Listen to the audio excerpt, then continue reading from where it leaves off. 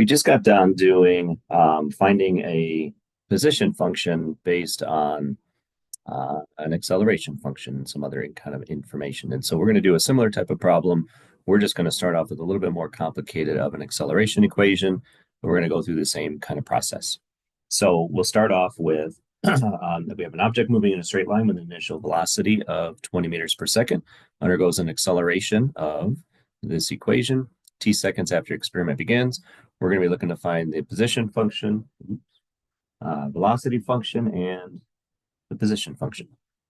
All right, so let's start off with to find the velocity equation. That's going to be us doing the antiderivative of an acceleration. All right, so we'll sub in our equation.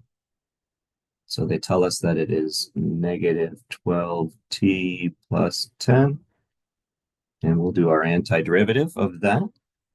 So our antiderivative of that is going to be negative 12. We'll add a power, divide by that power, and then we'll add a t onto the 10. And we don't know what the constant is. And that's where some other given information is going to help us. So we'll simplify this out a little bit. So that's going to be a negative 6t squared plus 10t plus c. And this is where we're going to take this initial velocity of 20 meters per second. So it's an initial velocity of 20. All right, so we're going to sub in that information. So we're going to have 20 is going to equal negative 6. We'll be subbing in our time of 0 because it's an initial. And then solve for c. So all of that goes away, and basically our c value is going to be equal to 20. So from there, our velocity equation is going to be negative 6t squared plus 10t plus our constant of 20. So there's our initial velocity. All right, and then we're also going to be looking to find the position function, and the position function is going to be the antiderivative of the velocity. So here's our velocity equation. And we're going to sub in our stuff. So negative 6t squared plus 10t plus 20. And then we'll take our antiderivative of that. So our position function is going to be negative 6t cubed divided by 3. We add our power, divide by our power. And then plus 10t squared divided by that power. And then plus 20t plus c. All right, so we'll do a little bit of cleanup.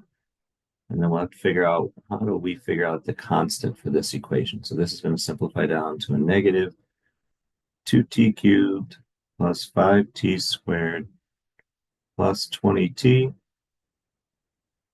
plus this constant that we don't know quite yet. So it doesn't give us any other information about the initial position. So we'll assume that our initial position is going to be at 0.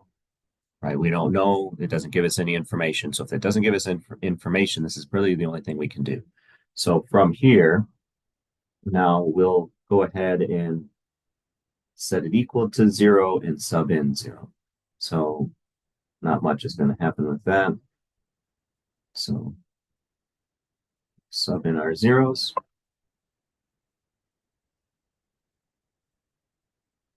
All right, so once we sub in our zeros, oops, 0.